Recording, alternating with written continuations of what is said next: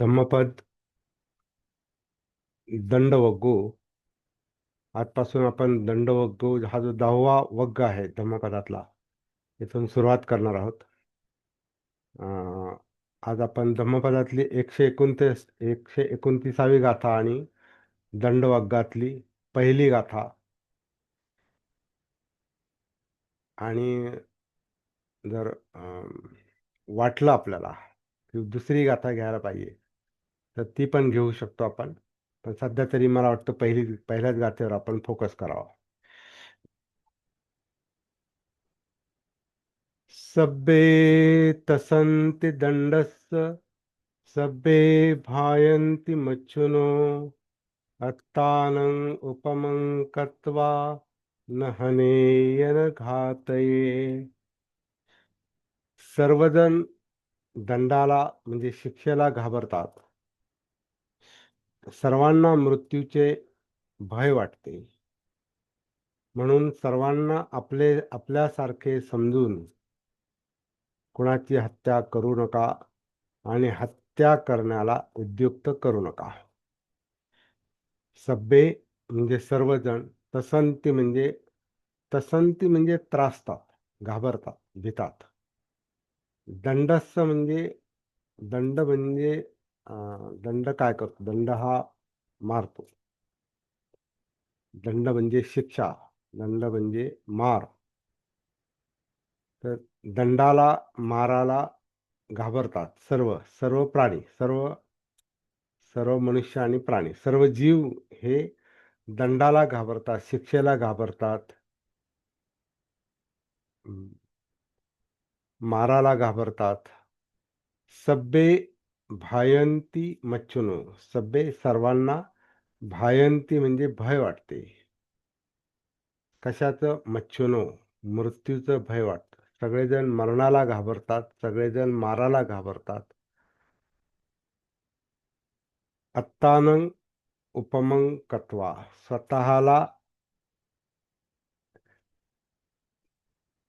स्वतःला त्यामध्ये पाहून किंवा स्वतःला इतरांसारखे समजून, असं त्याचा अर्थ त्यांनी केलेला आहे. सर्वांना आपल्यासारखे मानून, समजून, म्हणजे स्वतःला त्या ठिकाणी, म्हणजे आपल्याला जर दंड लागला, तर आपल्याला शिक्षा झाली, आपल्याला जर मार बसला, आपल्याला जर जखम झाली, आपल्याला जर आपल्यावर जर कोणी आघात केला, तर जसं आपल्याला भय वाटतं, जसं आपल्याला स्वतःच्या मरणाचं भय वाटतं, मृत्यूचं भय वाटतं, तर स्वतःकडे पाहून, स्वतःचं भय पाहून इतरांना न हनेय, म्हणजे इतरांची हानी करू नये किंवा हत्या करू नये, इतरांचा घात करू नये, अशी गाथा आहे. इंटरेस्टिंग गाथा आहे. मला ही गाथा खूप प्रेरणा देत आलेली आहे. कारण हे पहिलं जे शील आहे, पाणाती पाता वेरमणी, त्याच्यासाठी हे उपयुक्त गाथा आहे. ज्यांना पहिल्या शिलाचं पालन करणं जड जातं, त्यांच्यासाठी ही गाथा अत्यंत महत्त्वाची आहे.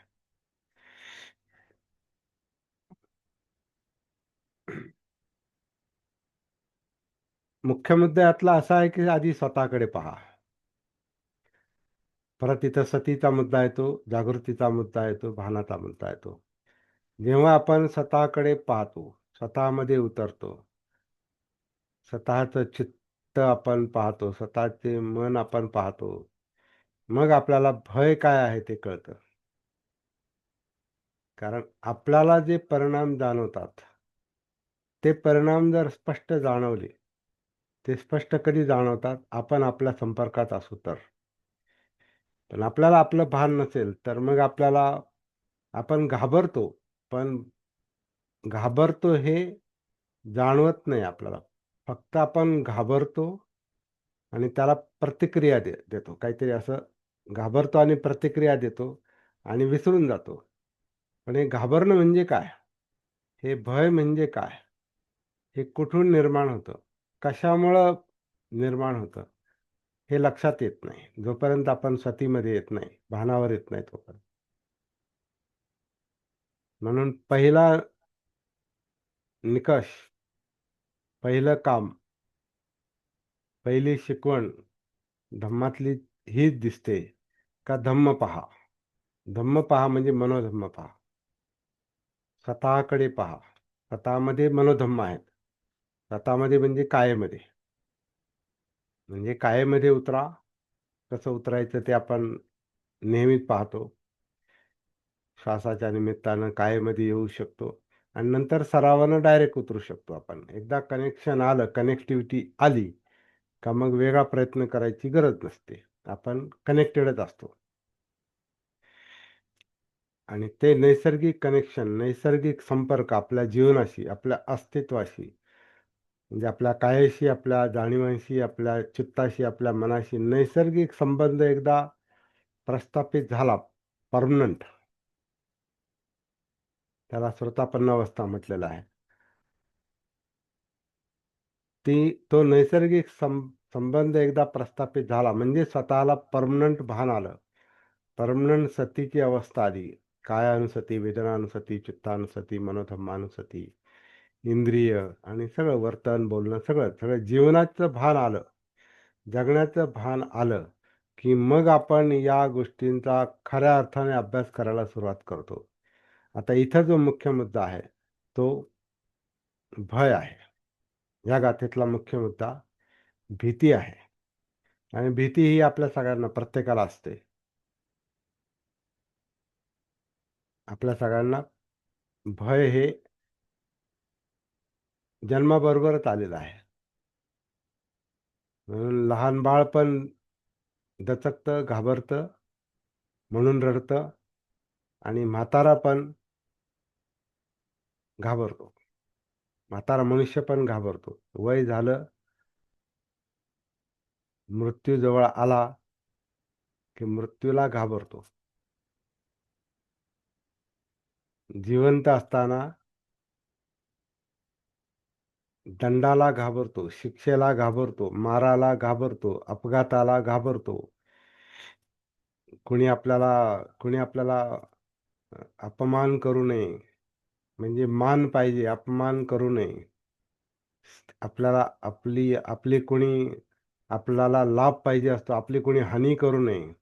आपल्याला यश पाहिजे असतं, आपल्याला कोणी आपल्या अपयशाला कोणी दुसरा कारण होऊ नये. आपल्याला सुख पाहिजे, दुसरं कोणी आपल्याला दुःख देऊ नये. कारण हे लाभ, हानी, यश, अपयश, निंदा, स्तुती, सुख, दुःख यातली जी दुसरी बाजू आहे, हानी, अपयश, अ, निंदा आणि दुःख, ही जी दुसरी बाजू आहे, ही आपल्याला नको असते, ही हानिकारक असते. आणि मुद्दाम जर कोणी केलं, म्हणजे तसं आपल्याला बोलण्याचा दंड दिला किंवा प्रत्यक्ष दांडक्यानं मारलं किंवा हातानं मारलं किंवा दुसरी काही शिक्षा आपल्याला कोणी तशी केली, तर आपण जसं घाबरतो, आपल्याला त्याचं भय वाटतं. कारण आपल्याला जीवन पाहिजे, जिवंतपणा पाहिजे, जीव पाहिजे. म्हणजे मरण नको. आपल्याला जीव पाहिजे आणि जीव पण सुरक्षित पाहिजे आपला. म्हणून कोणाचा दंड आपल्याला सहन होत नाही, कोणाचं मारणं आपल्याला सहन होत नाही, कोणाचं बोलणं आपल्याला सहन होत नाही. आपल्याला मारणं एक वेळ आपण सहन करू शकतो, परंतु आपल्याला ठार मारण्याचा कुणी जर प्रयत्न केला, नष्ट करण्याचा, तर मग ती सगळ्यात मोठी भीती असते. म्हणजे जीव हिरावून घेणार. आपला जर कोणी जीव हिरावून घेत असेल, तर मग ती भीती कशी असते हे अं, म्हणजे मला तरी व्यक्तिगत तसा अनुभव नाही. परंतु काही गुन्हेगारी क्षेत्रातली जे लोक असतात, त्यांना हे भय असतं, की आपल्याला कोणी मारील काय? आपला कोणी घात करील काय? आपल्याला कोणी कुठं अडकवल काय? कोणी आपल्याला पोलिसाच्या ताब्यात देईल काय? किंवा कोणी आपल्यावर काही कुरघोडी करील काय? कोणी काही आपल्याला काय म्हणतात, अडकवल का कुठे जाळ्यात किंवा काही षडयंत्र तर करणार नाही. म्हणजे ही जे गुन्हेगारी क्षेत्रातले किंवा जे शिलाचरण करत नाहीत, त्यांना हे भय नेहमी सतावत असतं.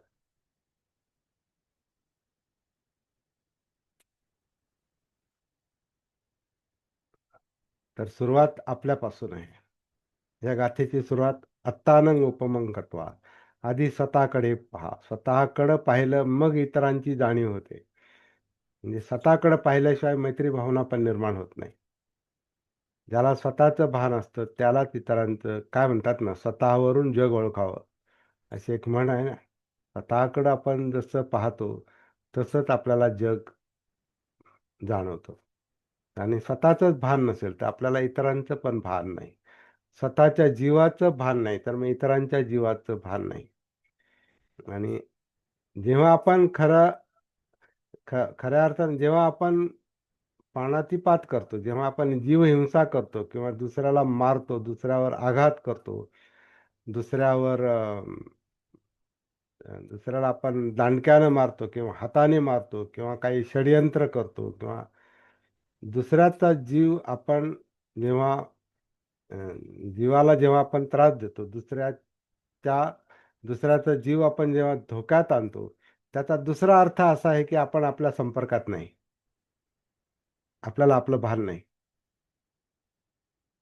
आणि त्याच्यामुळे एक प्रकारची क्रूर अवस्था होते. क्रूर माणूस जो असतो, क्रूरता जी असते, त्याचा स्वतःशी संपर्क तुटलेला असतो.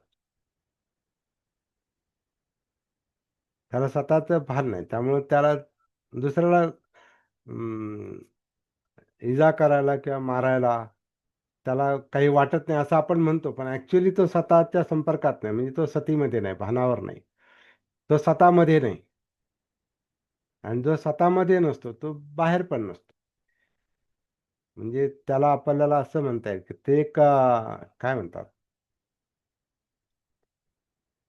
जिवंत मृतदेह असतो तो. मेलेली बॉडी असते ती जणू काय. म्हणून "अप्पमादे अमृतपदं अप्पमादो अमृतपदं." जो जागृत असतो तोच जिवंत असतो आणि जो जागृत नसतो तो मेल्यासारखा असतो. तर जेव्हा स्वतःचं भान नसतं तेव्हा माणूस अ, स्वतःला समजून घेऊ शकत नाही.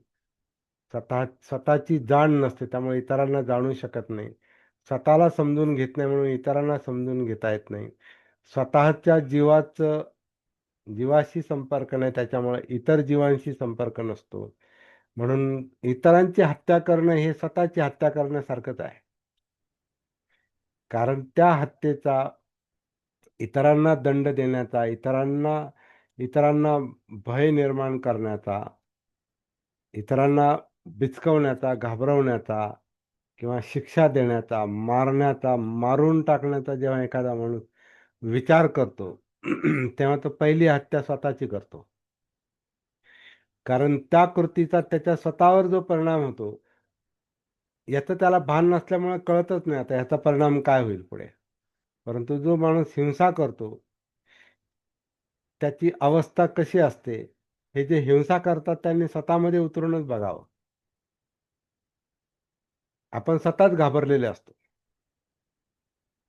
आपल्याला स्वतःच आपलं चित्त शांत नसतं, आपलं मन शांत नसतं, आपल्यामध्ये भय असतं, आपल्याला शांत झोपही येत नाही. आपल्या कृती विचलित असतात, आपलं बोलणं विचलित असतं, आपलं कृत्य विचलित असतं. कारण आपण सतत भयाखाली असतो. कारण हत्या केलेली असते. तर जी हत्या आपण केलेली असते, ती अशीच झालेली नाही ती. म्हणजे ती झाली आणि गेलं. सोडून सोडून देण्यासारखा विषय नसतो तो. मग आता उदाहरणार्थ आता काहींनी असं एक सर्व्हे केलेला आहे. काय म्हणतात त्याला? सर्वेक्षण केलेलं आहे, की जे लोकं खाटकासारखा धंदा करतात, ते लोकं अतिशय अस्वस्थ असतात. स्वतःमध्ये स्वतःमध्ये ते असे घाबरलेले असतात, भयग्रस्त असतात. म्हणून नेहमी आक्रमक असतात. जे लोकं जास्त आक्रमक असतात, ते लोकं आतमध्ये घाबरलेले असतात. आपण त्यांना धाडसी समजतो. पण धाडस ही वेगळी गोष्ट आहे. पण आक्रमकता जी आहे म्हणजे निष्कारण आक्रमकता, म्हणजे मला कोणी मारेल काय? म्हणजे माझा कोणी घात करेल काय? माझ्या वाईटावर तर नाही कोणी. असं ज्याला सतत वाटत राहतं, तो सतत दुसऱ्यावर शंका घेत राहतो. कारण त्याचं कर्म असं असतं, की तो आतमध्ये घाबरलेला असतो आणि त्या बाहेर नेहमी शंका असते त्याला.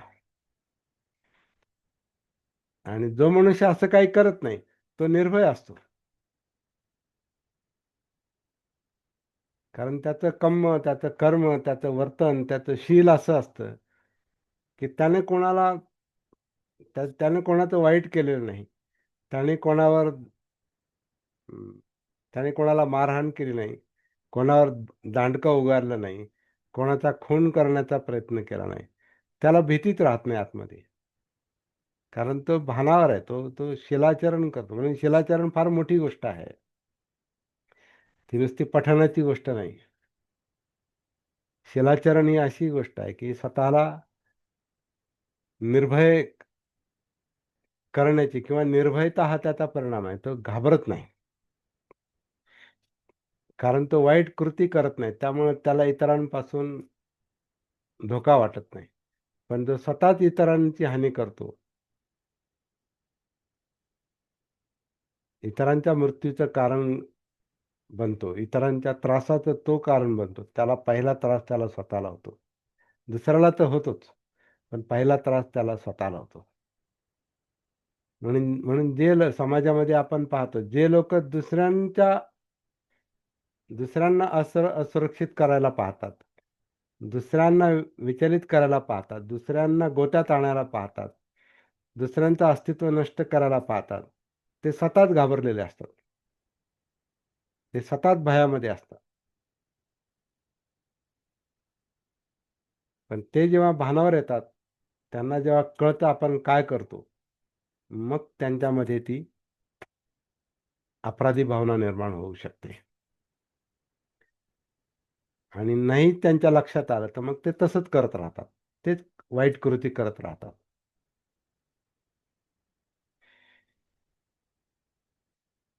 म्हणून भानावर येणं, सतीमध्ये येणं हे शिलाचरणासाठी अत्यंत आवश्यक आहे. जोपर्यंत जागृती नाही, सती नाही, तोपर्यंत शिलाचरण नाही. म्हणून शील आधी येऊ शकत नाही. शील, समाधी, प्रज्ञा हा क्रम चुकीचा आहे. ते आपण वारंवार म्हणतो. आधी सती, मग धम्मविचय म्हणजे कळणं. मनोधम्म काय करतात ते कळणं म्हणजे धम्मविचय किंवा चित्तामध्ये काय आहे हे कळणं म्हणजे धम्मविचय. जाणीवा आपल्या कशा आहेत हे कळणं म्हणजे धम्मविचय. आपलं वर्तन कसं आहे, बोलणं कसं आहे, वागणं कसं आहे, आपण पाहतो काय, ऐकतो काय, गंध, चव, स्पर्श ह्याच्यामध्ये आपला जो लोभ असतो, सतत पाहिजे किंवा नको-नकोची द्वेषाची जी प्रवृत्ती असते, लोभाची आणि द्वेषाची जी प्रवृत्ती असते, याचं भान जोपर्यंत येत नाही, तोपर्यंत शिलाचरण होत नाही. होऊ शकत नाही. इम्पॉसिबल आहे.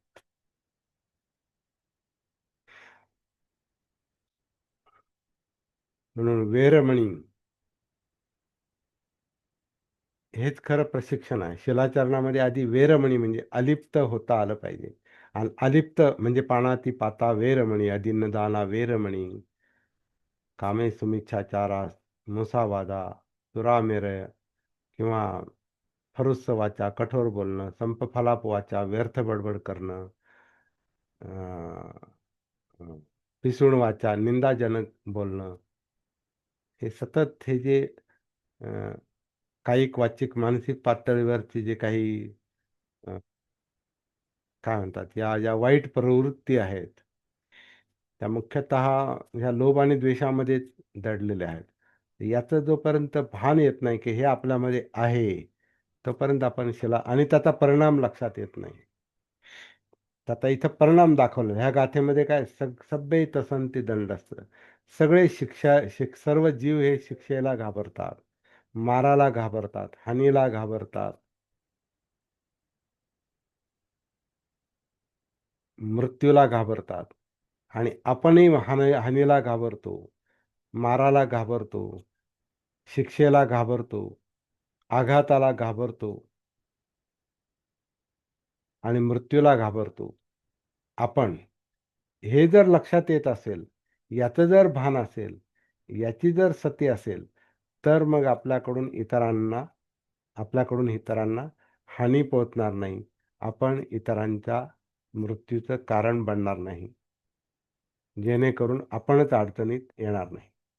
तर असं हे पहिल्या गाथेचं विश्लेषण मला तरी सुचलेलं आहे इतकं. अ, आणखीन कोणाला काही सांगायचं असेल तर सांगू शकता. पुढची गाथा आपण मला वाटतं उद्या पाहूया. याच याच गोष्टी इतर गोष्टींना सुद्धा लागू पडतात.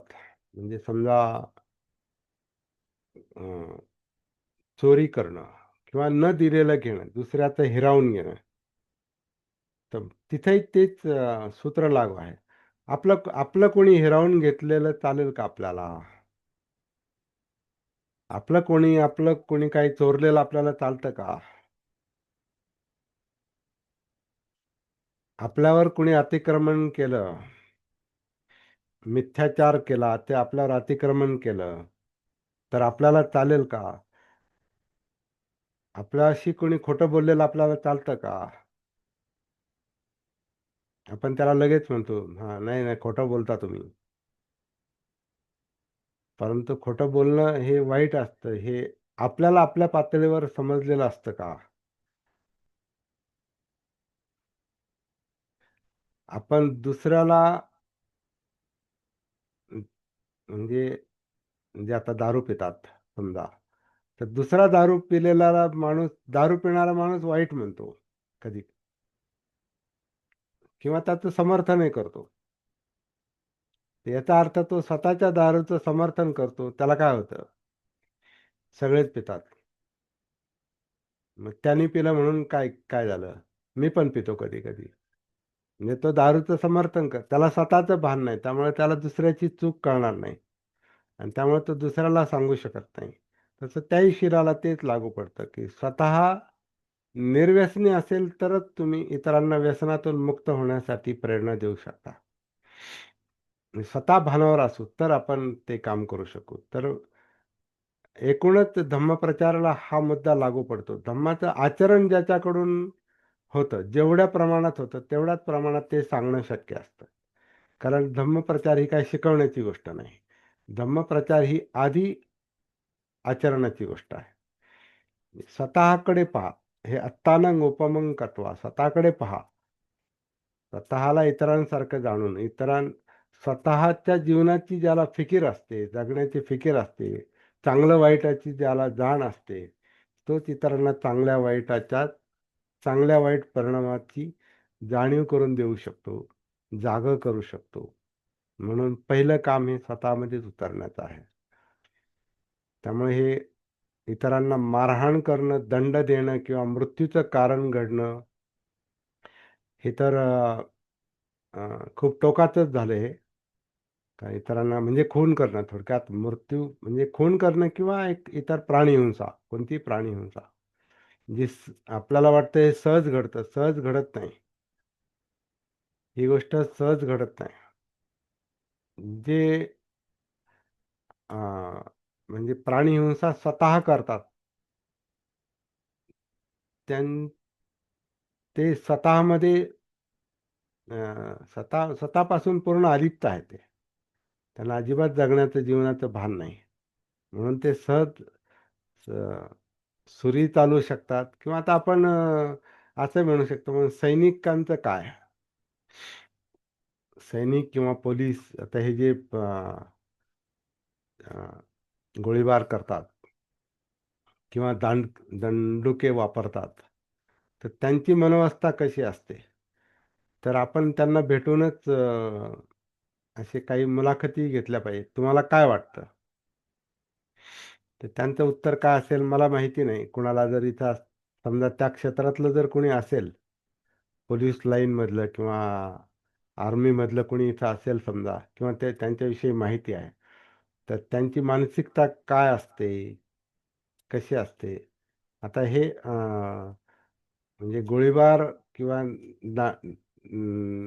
दांडकं वापरणं, दंडुकं वापरणं, किंवा बॉम्बस्फोट करणं, किंवा आजकाल सायबर गुन्हे असतात. म्हणजे आता गुन्हे करण्यासाठी हत्यारं वापरण्याची गरज नाही. एखाद्याला ह्या इलेक्ट्रॉनिक माध्यमातून पण काही गोष्टी ह्या दुसऱ्याला गोत्यात आणण्यासाठी वापरल्या जातात. पण त्यातली त्याला माहिती असली पाहिजे. म्हणजे असे पण आता गुन्ह्याचे प्रकार झालेले आहेत. परंतु गुन्हा कोणताही करा, कोणत्याही पद्धतीचा करा, किंवा एखादं क्रूर काम, हानीचं काम तुम्ही कोणत्याही पद्धतीनं करा, कोणत्याही प्रकारे करा, स्वतःची मानसिकता त्याला कारणीभूत असते. तर आता इथं कोणी समजा असेल त्या लाईन मधलं, की सैनिकाची मिलिटरीवाल्याला अगोदर हे शिकवलं जातं, काय काय सांगितलं तू जातं? हा. ऑर्डर्स फॉलो कर. त्यांनी जी ऑर्डर. ऑर्डर आली ती हा. फॉलो करायची. त्यावर जर समजत असेल तर तेवढाच विचार करायचा, त्याचा वेगळा विचार करायचा नाही. हा. शूट म्हटल्यानंतर शूट, उडी मार तर उडीच मार, हा. त्याच्या व्यतिरिक्त विचार करू नको, असं ते अगोदर शिकवलं जातं. हं. एक प्रकारे त्याला बधीर केलं जातं. हा. तर हे म्हणूनच का तो आधी बधीर असतो, त्याच्या बधिरतेचा किंवा त्याची काही गरज पण त्याच्यामध्ये, आता नोकरी, मुळात तो नोकरी करतो. मुळात सर त्याला यासाठी मिलिटरीवाल्याला व्यसनापासून अलिप्त ठेवले जात नाही, त्याला दारू दिले जाते संध्याकाळी, कारण त्याला बधीर केलं जातं. नाही, आता त्यातलं काही सगळं आपल्याला माहिती असतील तेवढ्याच गोष्टी आपण बोलू. म्हणजे कारण सगळे दारू पित असतील असे असे आपण म्हणू शकत नाही. नाही नाही नाही, चला. तिथे म्हणजे ते फ्री असतं, हा. त्याला बरं. बंधन नसतं जय भीम तिथे. सर. हा, देवी, मी तर रेकॉर्डिंग चालू आहे हे पण लक्षात रेकॉर्डिंग ठेवा. चालू आहे हा, सर. त्यामुळे आपली हा, आर्मी त्यामुळे मिलिटरी. जेवढं माहिती हा. असेल तेवढंच आपण बोलू. Okay sir. हा. म्हणून मी म्हटलं, ज्यांना त्या क्षेत्रातली माहिती आहे त्यांनीच बोलायचं, आणि तोलून मापून बोलायचं, भानावर राहून बोलायचं. नाही बोललं तरी काय हरकत नाही. म्हणून शब्द, आणि हे आपल्या शिलाचरणाचा पण एक, आपण मुसावादा करणार नाही, आपण खोटं बोलणार नाही, मनाचं काही बोलायचं नाही.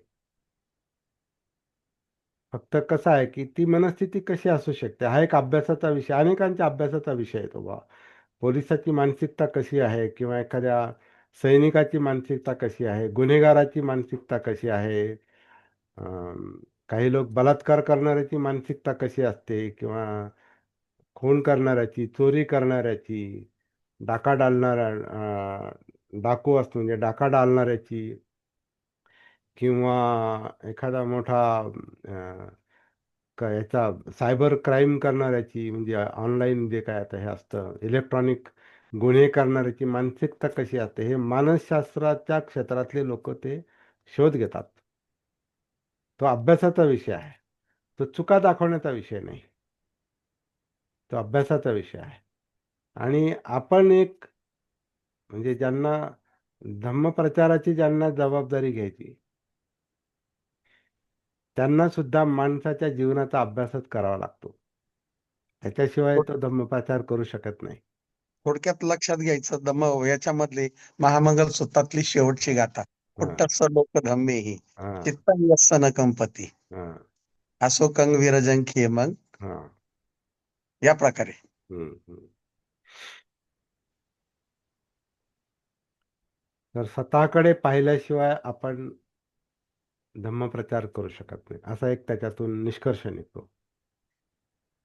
धम्मप्रचारकाला ज्याच्याशी तो बोलतो त्या व्यक्तीचं त्याला भान पाहिजे, की तो कोणत्या मनोवस्थेत आहे, तो कोणत्या परिस्थितीत जगतो. त्याला चांगला आणि वाईट म्हणण्याची गरज नाही, जो जसा आहे तसा आहे. तो चुकीचा असेल तर ठीक आहे, चुकीचा आहे. चांगला असेल, योग्य आहे, हां ठीक आहे, योग्य आहे. पण का चुकीचं आहे आणि का योग्य आहे, याचं याचं ज्ञान, याची समज त्याच व्यक्तीला येऊ शकते जो स्वतःमध्ये हे पाहतो की आपण जेव्हा वाईट वागत होतो तेव्हा कसं वागत होतो, का वागत होतो, आज आपल्याला आपण थोडंसं चांगलं वागण्याचा प्रयत्न करतो. ते जमू शकतं. कशामुळे जमू शकतं? हा सुद्धा सतीचा विषय, भानावर येण्याचा विषय आहे. म्हणजे जेवढं आपण स्वतःला ओळखतो, तेवढंच आपण इतरांना ओळखू शकतो.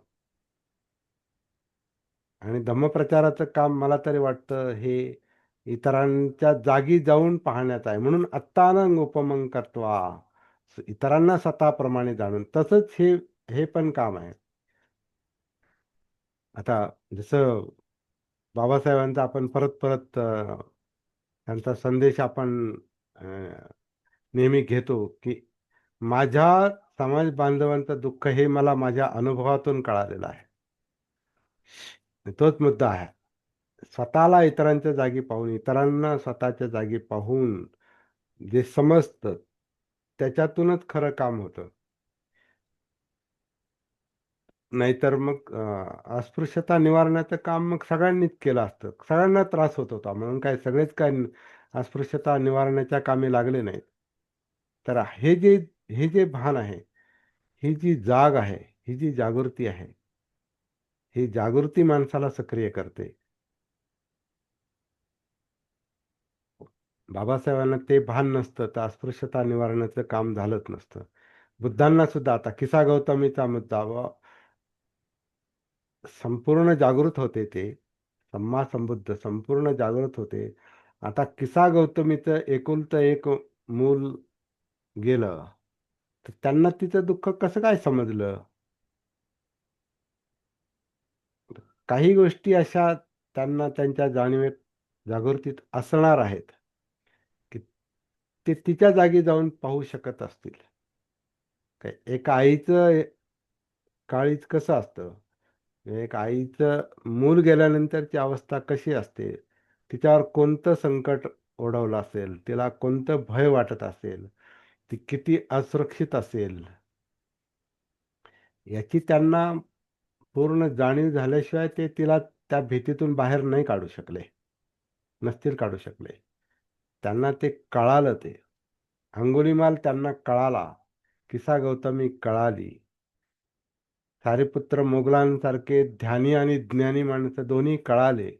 सारीपुत्र हा ज्ञानी होता आणि महामोगलान हा अ, ध्यानी होता. ध्यानात तो पुढे होता आणि सारीपुत्र हा ज्ञानामध्ये पुढे होता. ह्या दोघांना ओळखण्याची पात्रता, क्षमता बुद्धामध्ये होती. म्हणून ते बुद्धाकडे वळाले. त्यांचा प्रश्न बुद्ध सोडवू शकले. तर असं त्यांच्या जागी जाऊन पाहण्याचं किंवा त्याला शक्य होतं. अशाच व्यक्तीला शक्य होतं, जो स्वतःमध्ये तो पूर्ण भानावर आहे. स्वतःचं जीवन त्याला आधी पूर्ण कळतं.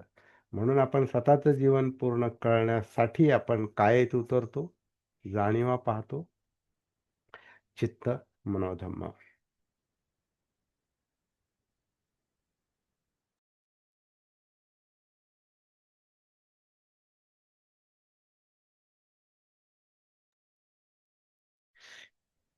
स्वतःचं भान जोपर्यंत येत नाही. सती म्हणून सती हा दिवसेंदिवस व्यापक मुद्दा बनत चाललेला आहे. म्हणजे माझ्यासाठी तरी तो पहिल्यापेक्षा जास्त आता तुम्हाला जसं मी परत-परत सांगतो. आता 26 वर्ष होतील. परंतु जणू काय प्रत्येक वर्षातल्या सतीचा अनुभव वेगवेगळा आहे. आता वर्षातला नाही, प्रत्येक क्षणातला सतीचा अनुभव वेगवेगळा येत चाललेला आहे. आणि आपल्यापैकी काही लोकांना तो येत चाललेला आहे. मला खात्री आहे.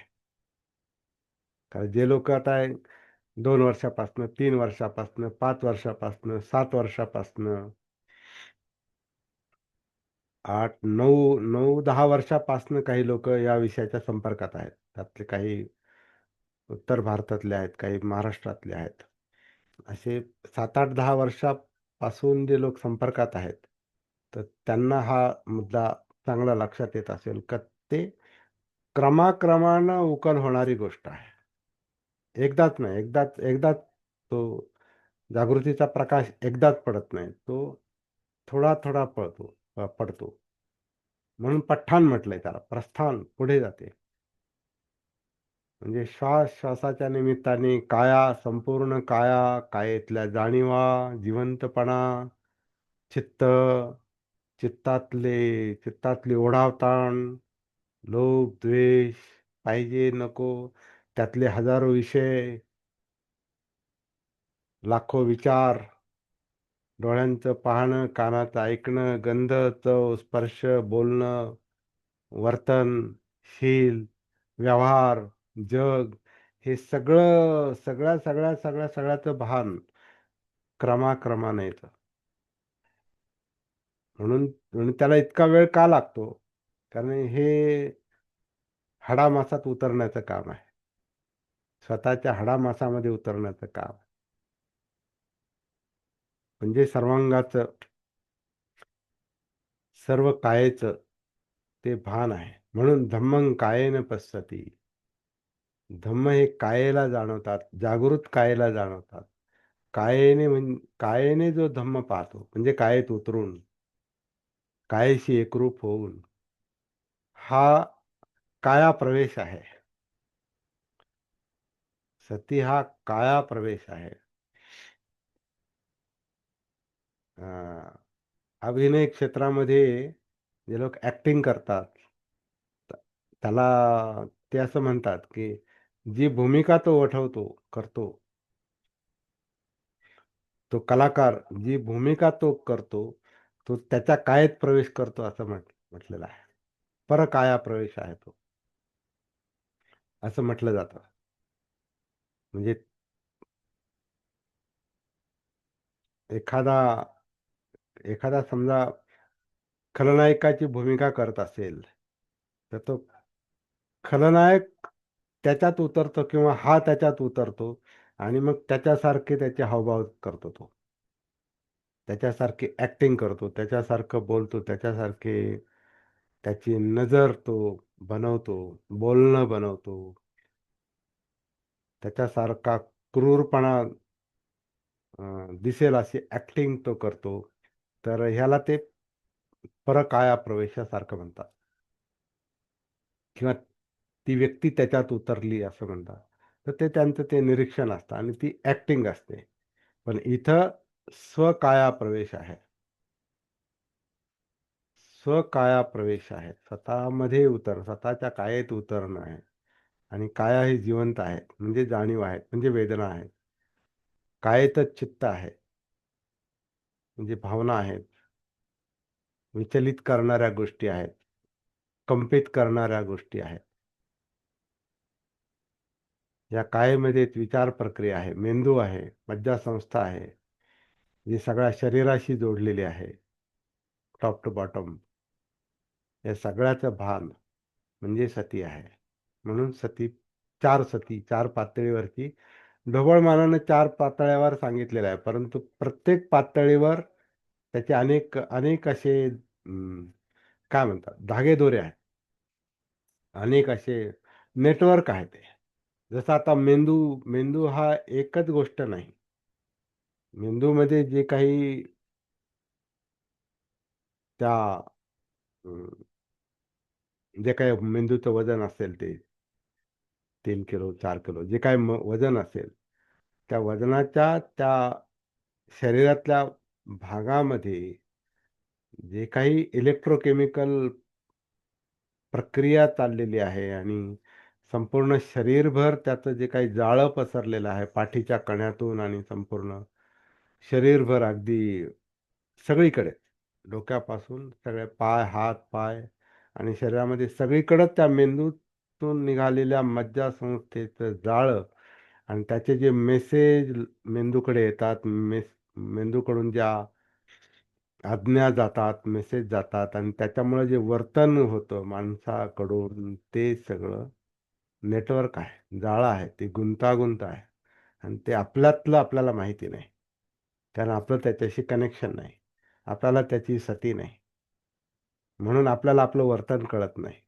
वर्तन का कळत नाही? वर्तनाशी संपर्क नाही, आपल्या वर्तनाशी संपर्क नाही, म्हणजेच आपल्या कायाशी संपर्क नाही, वाणीशी संपर्क नाही. आणि काया आणि वाणीच्या वर्तनाला प्रवृत्त करणाऱ्या चित्ताशी आणि मनाशी आपला संपर्क नाही. तर तो संपर्क हा सगळा प्रस्थापित होणारी हा काया प्रवेश आहे, ही सती आहे. आणि सती जेव्हा पूर्णत्वाला जाते चारही पातळ्यांवर, तेव्हा ती सम्मा सती आहे. 7वं अंग अष्टांग मार्गातलं. मग तिथं सगळं कळायला सुरुवात होते. अंतरंग जीवन कळायला सुरुवात होते. मग ही जी गाथा आहे, ही अशा अर्थाने पण पाहता येऊ शकते. जर आपण स्वतःला पाहता आलं, तर आपण इतराला स्वतःच्या जागी ठेवू शकतो, स्वतःला इतरांच्या जागी ठेवू शकतो. इतरांसारखे स्वतःला समजू शकतो, स्वतःला इतरांसारखे स्वतःमध्ये इतरांना पाहू शकतो. आणि मग मारल्यानं काय होईल, एखाद्याची कत्तल केल्यानं, एखाद्याला मारून टाकल्यानं काय होईल, हे आपल्याला लक्षात येऊ शकतं.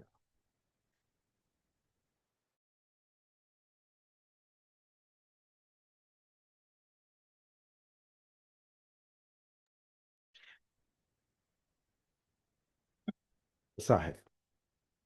तर ही गाथा आपल्याला बरंच लांब घेऊन गेली, खोलात घेऊन गेली, हाडामासात घेऊन गेली आणि थोडासा कायाप्रवेश झाला असेल अशी मी अपेक्षा करतो. स्वतःच्या कायेमध्ये प्रवेश झाला असेल.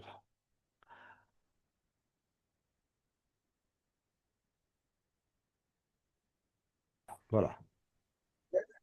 आत्मसंरक्षणासाठी एखाद्यानं जर हत्या केली तर ते पानातिपाता होतं का?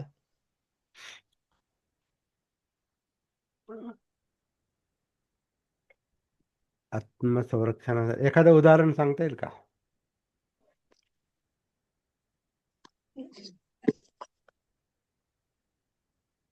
म्हणजे असं असं कोणी तो आपल्यावर धावून आलंय का? एखाद्याने हल्ला आपल्यावर केला. असं कोणी धावून आलंय का? आपल्याला मारण्याचा, मारून टाकण्याचा कोणी असा प्रयत्न केलाय का? आणि तिथं आपण काय केलं? असा तो मुद्दा आहे. हा. काल्पनिक काल्पनिक काल्पनिक आक्रमण नाही डोक्यात आणायचं. हा, आता माझ्यावर समजा वाघाने हल्ला केलाय का? किंवा जेव्हा अशी घटना घडेल तेव्हा आपण काय करणार? समजा एखाद्या महिलेवर एखादा अत्याचार करत असला आणि त्यांनी जर प्रतिकार करून जर ते एखाद्याची हत्या झाली तर ते पानातिपाती होतं का, आप असं अ, मला म्हणायचं. त्याला आता त्याचा तो हे नाही करत, म्हणजे त्याला कायदा पण त्याला क्षमा करतो असं म्हणतात. कारण संरक्षणासाठी, स्वसंरक्षणासाठी ती हत्या केली. परंतु धम्माची भाषा वेगळी आहे. सर बोलू. हा, बोला बोला. सर म्हणतायत तशा केसमध्ये ती हत्या केली म्हणता येत नाही. त्या झाली प्रसंगानुरूप झाली इट हॅपन. प्रसंगानुरूप ते ऍक्सिडेंटली होतं स्वसंरक्षणात. आणि जसं एक्झाम्पल हा बघायला झालं तर गौतम हा बुद्ध होते, देवदत्तांनी शेवटपर्यंत मारायचा प्रयत्न केला त्यांना. हा हा हा. बाबासाहेबांवर अनेक हल्ले झालेत, महात्मा फुलेंवर अनेक हल्ले झाले. सतीमध्ये असलेला माणूस त्या स्टेपला कधीच जात नाही, किंवा एखाद्या व्यक्तीवर प्राणघातक हल्ला जरी झाला तर तो आणि त्याची तो हत्या नाही करणार. तो बरोबर. लढण्याला सशक्त असेल, तो तो त्याला मारत मारत आपोआप अपाहिज करू शकतो पुढच्याला. हो. किंवा एखाद्याच ऍक्सिडेंटली कुणीतरी कुणावर पडलं, ढकलल्या गेलं आणि चुकून काहीतरी त्याला लागून तो गेला, तर ती ऍक्सिडेंटली हत्या होऊ शकते. परंतु आपण जसं मनातच ठेवून मी स्वसंरक्षणासाठी केलं, तर ते तसं नाही होत. मग ते मनात इंटेन्शनचा भाग झाला म्हणजे मध्ये हत्याच झाली ना. फार महत्वाच्या मुद्द्याकडे आणला किरण कांबळे सर तुम्ही. म्हणजे मग तो मुद्दा पुढे कोणत्या ना कोणत्या निमित्ताने येणार होता, तो तुम्ही आणला. Very good. बरोबर. याला म्हटलेलं आहे will to kill and need to kill. मारण्याची इच्छा आणि मारण्याची गरज, असं एक त्याचं एक विभाजन केलेलं आहे.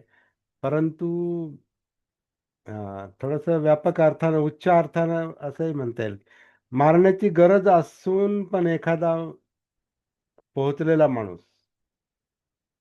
म्हणजे बुद्धासारखा माणूस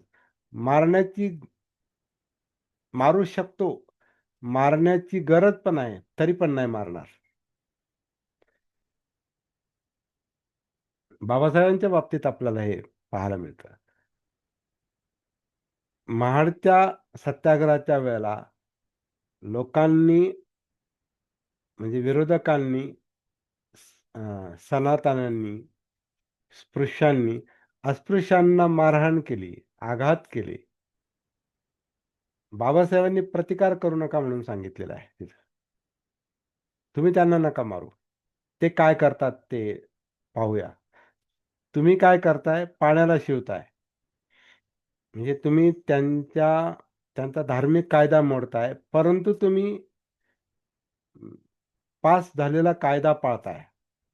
म्हणजे सर्वांना आता पाण्याची तळी खुली आहेत, मंदिरं खुली आहेत, असा कायदा पास झालेला होता आणि त्या कायद्याची तुम्ही कायदेशीर अंमलबजावणी करताय. तुम्ही हक्क बजावताय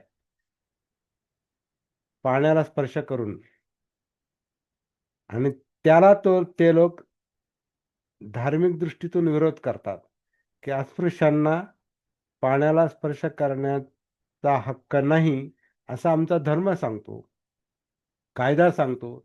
सगळेजण समान आहेत. त्यांना पाण्याला स्पर्श करण्याचा किंवा पाणी पिण्याचा अधिकार आहे. अशी ती परिस्थिती होती. तर आपण हक्क बजावलेला आहे. ते आपल्याला विरोध करतात, ते आपल्याला मारहाण करतात. मग ह्याचं पुढे काय झालं की ज्यांनी मारहाण केली त्या लोकांवर बाबासाहेबांनी जी केस टाकली, त्या सगळ्यांना शिक्षा झाल्या. म्हणजे ते गुन्हेगार ठरले. बाबासाहेबांनी ही गोष्ट लक्षात आणून दिलेली. बरेच लोक आता हा अशा प्रकारे आपण घटनांचा किंवा बाबासाहेबांच्या एकूण कार्याचा अभ्यास केला पाहिजे. आपल्याला वाटतं तसं आपण अर्थ काढतो, तसं नाही येते. तर इथं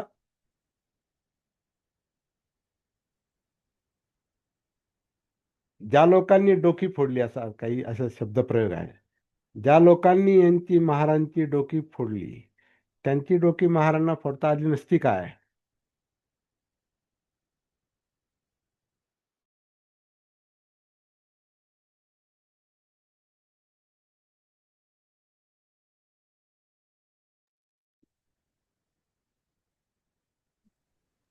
तर हॅलो हॅलो. तसं करता आलं असतं, परंतु तरी सुद्धा बाबासाहेब म्हटले की तसं करू नका. कारण मग ते तुम्ही गुन्हा करताय परत दुसरा. पण दुसरी गोष्ट आता इथे आता पानाती पाताचा जरा उच्च अर्थाने याचा जर विचार केला की मारण्यासारखी परिस्थिती असून सुद्धा नाही मारायचं, अशी मानसिकता जी आहे ना, ती खूप म्हणजे विशाल आणि व्यापक मानसिकता आहे. बुद्धांना सुद्धा आता देवदत्तानं मारण्याचा प्रयत्न केला म्हणून देवदत्ताला त्यांनी काही ह्याच्या प्रसेनजीच्या ताब्यात दिलं नाही त्यांनी. राजाच्या ताब्यात दिलं नाही. किंवा अंगुलीमाल हा मारायला टपला तर तर त्याला प्रसेनजीच्या ताब्यात दिलं नाही त्यांनी. त्यांनी स्वतःच्या सामर्थ्याने त्याच्यामध्ये परिवर्तन घडवून आणलं. तर ही कसं आहे, ही बुद्धांची धम्माची भाषा ही वेगळीच आहे, हे आपण लक्षात घेऊ. व्यावहारिक भाषा जी असते, आपल्याला सहज वाटते की आपल्याला मारायला आला तर मारलं पाहिजे, संरक्षणासाठी मारलं पाहिजे. ठीक आहे. तर पण तुमची मानसिकता कशी आहे? मुळात तो तुम्हाला मारतोच का? मुळात तुम्ही गाफील आहात का? किंवा जे काय असेल ते. म्हणजे सगळ्याच विश्लेषण, समजा आता एखादा बलात्काराचा मुद्दा आहे, तर तशा ह्याच्यात एखादी कधी कधी बघा, म्हणजे आता अं, सल्लाही दिला जातो कधी कधी, आध्यात्मिक सल्ला म्हणतात ते त्याला, की तर बलात्कार करणाऱ्याशी सुद्धा ती स्त्री असं काही बोलू शकते की तो परावृत्त होऊ शकतो. मग आता ते व्यवहारातली पण भाषा आहे ना अशी, तुला काय आया बहिणी आहेत की नाहीत, म्हणजे असं हे का बोललं जातं?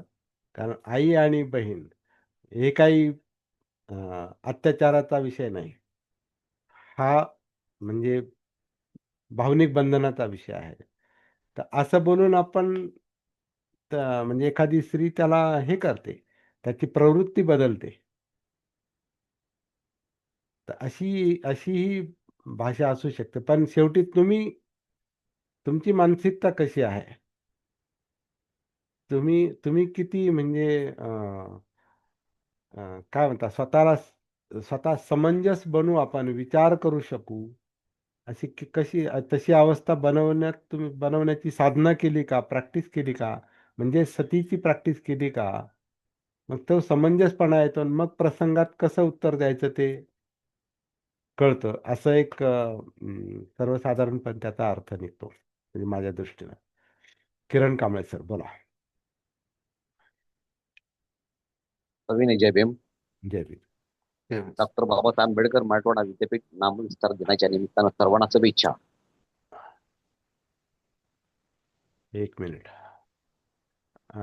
किरण कांबळे सर काहीतरी बोलत होते, त्याचा मुद्दा पूर्ण होऊ द्या, मग बर माघाडी बर बर. बोलतील. हा, मग माघाडी. हा बोला. तर मी हेच म्हणत होतो, एक्झाम्पल की आपल्या घरी आपलं कोणीतरी आहे, आजारी आहे, मध्ये मध्ये भान जातो आणि आजारी झोपून आहे बेडवर आणि ते मध्ये मध्ये उठून वस्तू फेकून मारतो. तर आपण काही त्याला पलटून मारत नाही. आजारी माणूस आहे, दुर्धर आजार आहे जुना. तसंच आहे, जेव्हा सतीत आपण आलो, समजा जे सतीमध्ये असलेले लोक होते ते एवढ्या भानावर असतात की ते व्यक्ती पर्सनॅलिटी हुड मध्ये अडकलेले नसतात, मी किंवा समोरचा. हा. आणि अशा प्रकारे त्रास देणाऱ्या लोकांना ते आजारीपणाचा एक मानसिक रोगच आहे तो.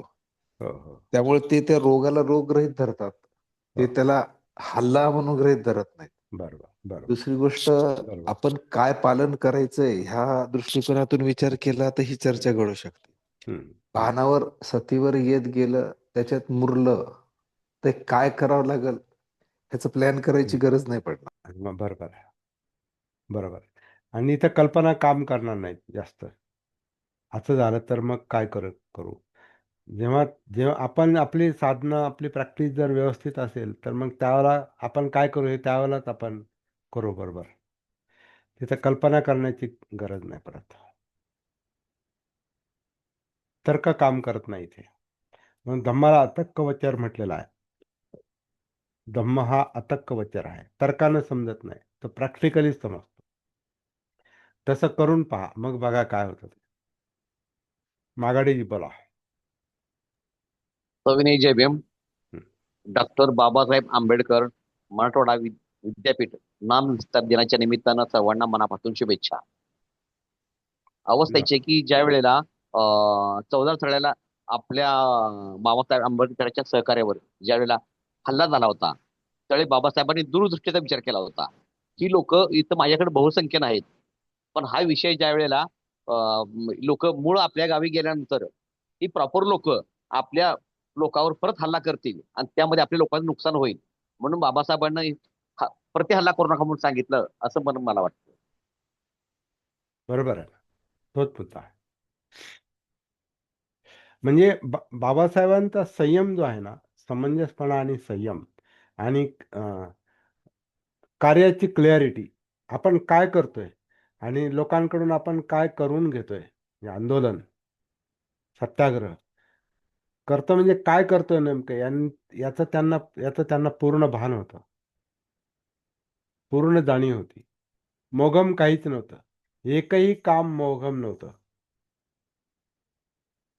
आणि आपल्याला वाटतं तसा त्याचा अर्थ नाही निघू शकत. वास्तव काय आहे?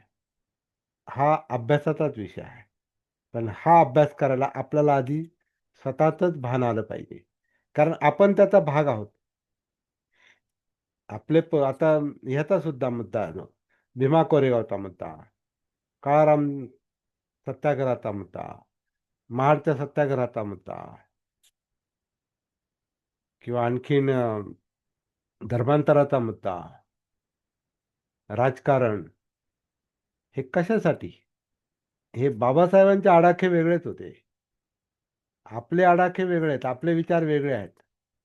आपण आपल्या पद्धतीने विचार करतो. त्यामुळे आपले बाबासाहेब वेगळे आहेत. प्रत्यक्ष बाबासाहेब वेगळे आहेत. त्यांचं धोरण वेगळं होतं. कारण ते एका जागृत प्रज्ञावान पूर्ण समज असलेल्या व्यक्तीचं ते धोरण होतं. आपण थोडेफार त्या दिशेनं आपली वाटचाल जर असेल ना, तर आपल्याला ते कळते बाबासाहेब कोण होते. बुद्ध तर आणखीन लांबची गोष्ट आहे. जशी स्वतः बाबासाहेबच म्हणायचे, बुद्ध माझ्यापेक्षा 100 वर्षांनी पुढे आहेत. म्हणजे आता आपण ते आत्मपरीक्षण करण्याचीच एक गरज निर्माण होते. आपण कुठं आहोत? त्यामुळे आपण आपल्या विचाराला अ, फार फाजील महत्त्व देण्याची काही आवश्यकता नसते. आधी आपण कुठं आहोत? आपण किती जागे आहोत? किती समज आपल्याला येत चाललेली आहे? आणि ती नसेल तर मग ती कशी वाढेल? आपली उंची कशी वाढेल? म्हणजे आपली समज, अंडरस्टँडिंग, आपली दृष्टी कशी वाढेल, विशाल होईल, व्यापक होईल? हाच पहिला प्रयत्न आपल्याला करावा लागतो. अर्थदीपक व्हावं. स्वतःलाच आधी स्वतःचंच आधी ती प्रज्ञा आपल्याला वाढवावी लागते. मग हे सगळं कळतं आपल्याला. ही आपली सती साधना आहे.